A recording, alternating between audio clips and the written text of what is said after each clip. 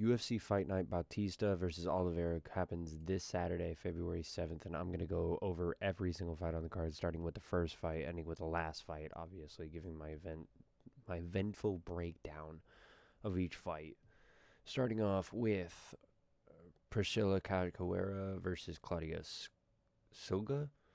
I'm obviously going Priscilla Cachoeira. She's a little bit more of a veteran. She's had more losses than obviously Silga, but Silga's more of a prospect. I just think that she's going to be able to outmuscle her throughout the entirety of the fight. I do see a point, though, where they could give it 29-28 to either way. It is a women's fight, so as soon as it goes to a decision, it's going to be 29-28 either way. So, I mean, it's really just a pick 'em fight, but I'm going to go Priscilla Cachoeira for this first fight. After that, we got Jacob Wilcats versus Muin Gafurov. I'm going to go Jacob Wilcats on this one. It's incredible to see the fact that we're going from UFC 325, where it's a bunch of, I think it was like the road to UFC, where we had a bunch of debuts and all that stuff, and we immediately have a 20-6 fighter and a 17-3 fighter at the second fight of a fight night card. But I digress. Either way, Wilcats was the guy that went up against Paji Mix, and then I think Gafurov was the guy who went up against Nakamura beforehand. Really good on the ground, but I honestly see Jacob Wilcats winning this. I see him riding the momentum after that win that got Paji Mix out of the UFC, not to mention the fact that he's from Poland, 2-inch reach advantage. They don't really have, or 2-inch height advantage. They don't really have his reach or his leg reach, which is weird considering the fact that he's had a fight in the UFC, whereas this is, I think, his debut, isn't it? Garulov's? No, it's his second fight, so they have Garulov's, but either way, I'm going Jacob Wilcats on this one, even though the odds probably don't even show. Yeah, odds don't show on this one. They don't show on any of these, which is very weird, up until the second to last fight. You would have thought they would have had some type of betting on this, like from Klarna or some shit, but guess not. After this, we got another little bathroom break at the beginning of the card between Marana and Kong. I'm going to go Wang Kong on this one. Both coming off of wins. It's a really good prospect fight. The only thing is that I can see Wang Kong using a lot of her kickboxing and using a lot of her clinch work to stifle Marana's grappling abilities. But once again, I mean, I'm going to say this for every single women's fight. It's going to be a 29-28 decision. Maybe even a split decision. But, I mean, if it's going to go anyway, I can see it going Wang Kong's way. 29-28 split decision win. Next up, we got Javid Basharat, the brother of Farid Basharat, and Saeed Nurmagomedov. Now, I know when you see Nurmagomedov's last name as a surname, you immediately think, oh, he's immediately good on the ground, working on his striking. This guy's the exact opposite. He's a kickboxer, very flashy, working on his takedowns, his clinch work, and his ground game. My thing is, though, is that Javid Basharat is an all-rounded MMA fighter. So unless Saeed is able to get him out early or able to outpoint him throughout the 3 rounds and the 15 minutes, I could see Javid Basharat being able to stifle Saeed. The only thing is, though, is I could see it being a quick first round KO, one way or the other, and then after that it's just a drag him out fight. So I'm going to go Javid Basharat by split decision or TKO in the 3rd round. Maybe Saeed gets tired towards the end of the round. Round 2, But either way, I got Saeed on this one. It's very interesting that they have a card or a fight like this so low on the card, too. It's really to capture people at the beginning of the card. Next up, we got Caitlin Souza versus Bruno Brazil. If this could just work, there we go. I'm going to go Bruno Brazil on this one. Obviously, another women's strawweight fight. It's going to go split decision one way or the other. 3 inches reach of height, 2 inches of reach, 3 inches of leg reach. I could see Bruno Brazil just using a lot of her striking, a lot of her distance management, and being able to just outpoint the fight. The only way I could see Caitlin Souza winning this fight is through the ground. And even then, it's a little bit of a All right, Next up, we got Nikolai Varetnikov versus Nico Price. Now, I have Varetnikov pretty highly rated. The only thing is, though, is that he does not stay consistent in his wins or his losses. He'll usually win two, lose one, then he'll win one, lose two. That's why he has a 13-7 record. But I mean, they're very close. And I mean, I'll be honest, even some of his wins are very close. But for Nico Price, man, Nico Price has had a bad turn of events. Like if we could just look at his fight history, like he's had a bad three fights. Lost against Smith, lost against Themba Garimbo, win against Alex Morono,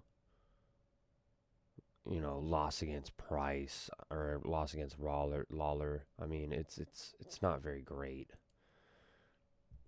So I mean, whoever loses this fight, I could see them honestly getting cut. The welterweight division is just way too stacked top to bottom. So I mean, in this, I'm gonna go Nico Price. I feel like he's a little bit more of a brawler. He's gonna be out there looking to KO. And also with this being in the meta Apex, it's gonna be a lot quieter than in stadiums and all that. It's going to be a lot louder than in the old Apex, but it's still going to be quiet regardless. So as soon as the shots start ringing, the judges are going to hear that a lot more than if they were in the stadium. In the stadium, they hear a lot more of the crowd noise, whereas here they'll hear more of the shot selections, which in my opinion is why Dustin Poirier went against Dan Hooker. Is the shots sounded a lot more, ringing throughout the entirety of the fight. So in this one, I'm going to go Nico Price, mostly by third round TKO. Give me about 2 seconds real quick.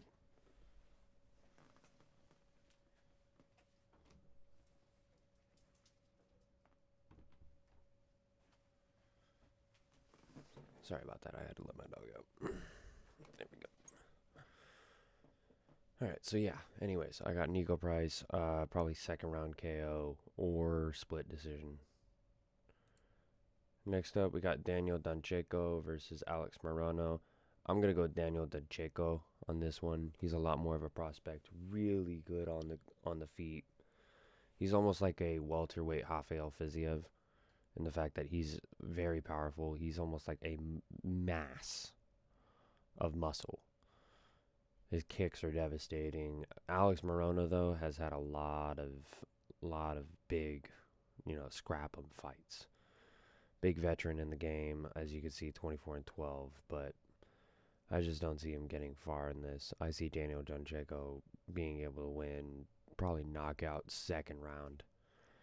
Being able to find his range in the first round, finding a couple of those body kicks, and then finally being able to put him down in the second round. Alright, now we're finally on to the main card with just Dustin Jacoby and Julius Walker.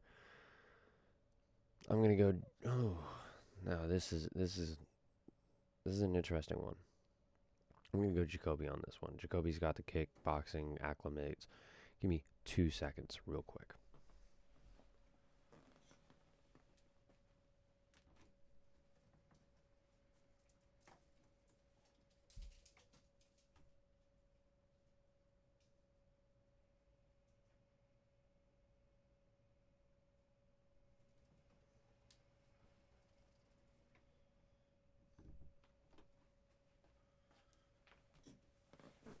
Don't you just love it when dogs go out and then they immediately want back in the fucking room? I'm not doing it. I might go again just to bring her upstairs, but either way, I got Dustin Jacoby. I feel like he's more of a veteran in the game. He's got his kickboxing acclimates, and Julius Walker, although 7-1, very good prospect in the light heavyweight division. I don't think he's ready for the competition that Dustin Jacoby's faced and won against.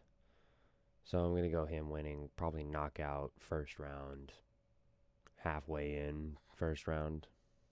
It's either that or it probably goes into the third round and then it's a TKO. But I just think Dustin Jacoby just has way too much, experience in the ring to be able to stifle anything that's going to work. So, but yeah, other than that, Next up, we got Gene Matsumoto versus Farid Basharat, the brother of the other Basharat brother. 14-0, Gene Matsumoto, 17-1. I'm gonna go Farid on this one. I think both brothers are gonna get W's on this one.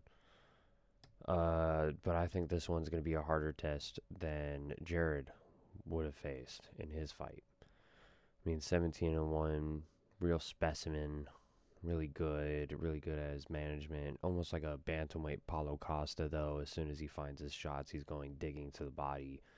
Real good boxer, good with the clinch, good with the knees. But I just think Farid Basharat, like I said on the other fight, he's just a mixed martial artist. He's able to put everything together, and I think he's going to be able to get this done. It's probably going to be a drag him out fight. I think it's more so going to be going towards a split decision, probably more towards Farid's way. So I'm going to go Farid Basharat by split decision or even TKO. I'd say second round.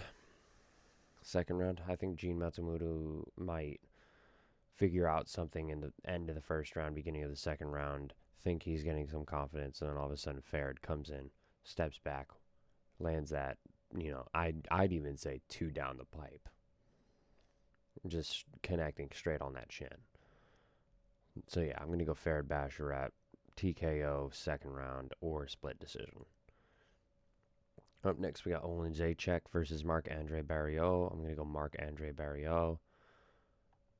Olin Zaczek has had a good run since joining the Fighting Nerds, but with the Fighting Nerds having that little run that they've had recently, Mauricio Hufi leaving, and then having a win, Jean Silva staying there, but not exactly having the best of,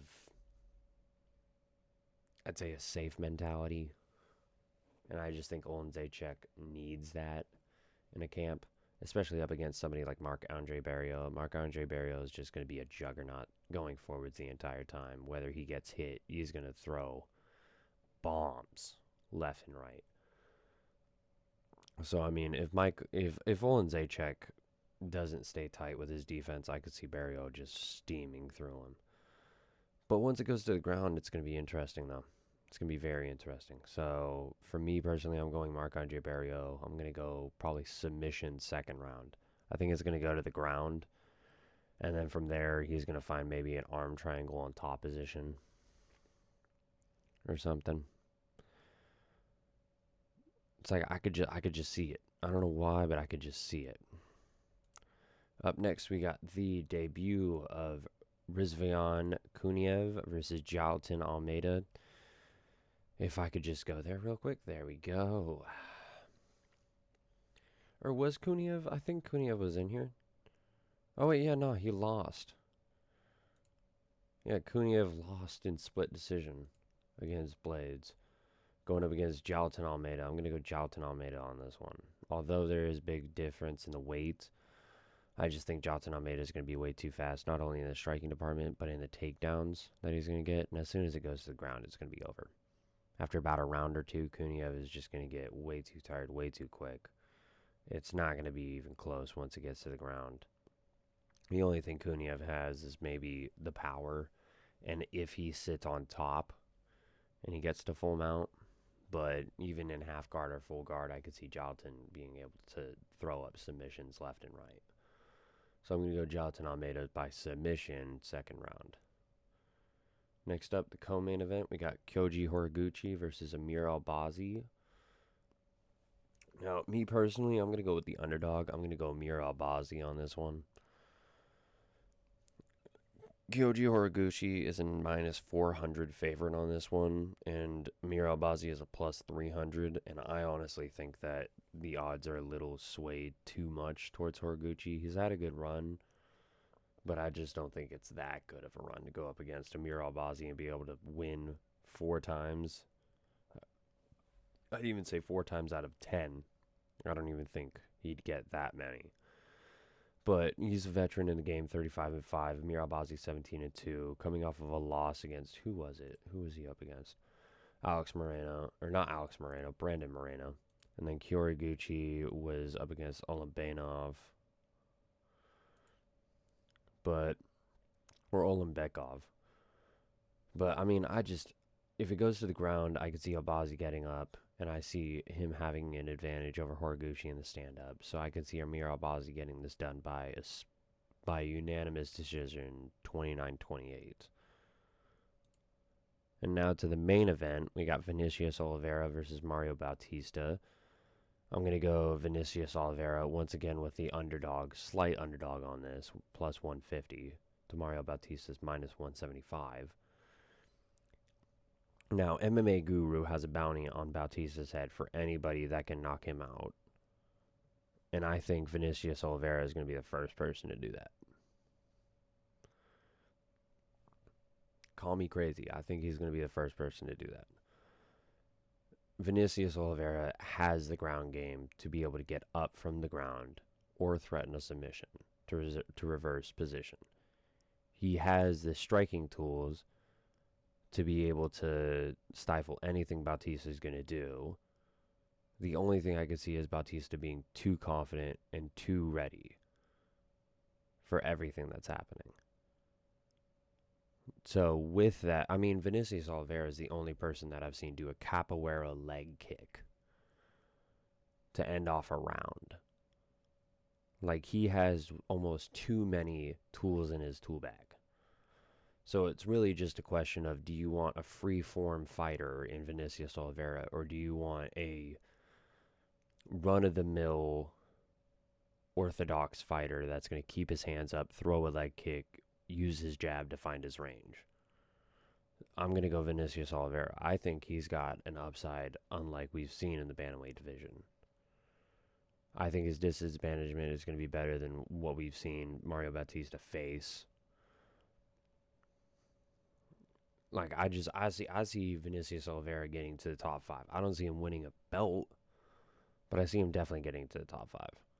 So I'm going to go Vinicius Oliveira, 3rd round submission to 4th or 5th round TKO KO to a decision. Like, that's the range that I see it. I don't see him knocking him out in the first 2 rounds. Mario Bautista is too durable for that. I could see Vinicius Oliveira using his ground game, getting a couple of takedowns towards the end of the fight, using a couple of submissions, possibly latching one. That could be the one he'd get. Mario Bautista either A, submits to that, or B, gets out of that, stands back up, and then from there, Oliveira has the confidence to be able to throw whatever he wants. Some of them find the target. Bautista starts backing up 4th, 5th round. From there, Vinicius will win either the decision or he wins by TKO in the 5th round. Either way, I'm going to say, compared to the other fight cards that we've seen this year, it's a little more stable from top to bottom. I mean, no fight really stands out except for maybe, which one was it? The Javid Basharat and Saeed fight. Maybe Will Katz. But I mean, there's nothing that stands out and makes you go, "Oh my gosh, I gotta wake up and find this one." So I mean, it's gonna be interesting. First one at the Meta Apex, which is gonna be different. Let me just look that up real quick and find Meta Apex. See what that looks like.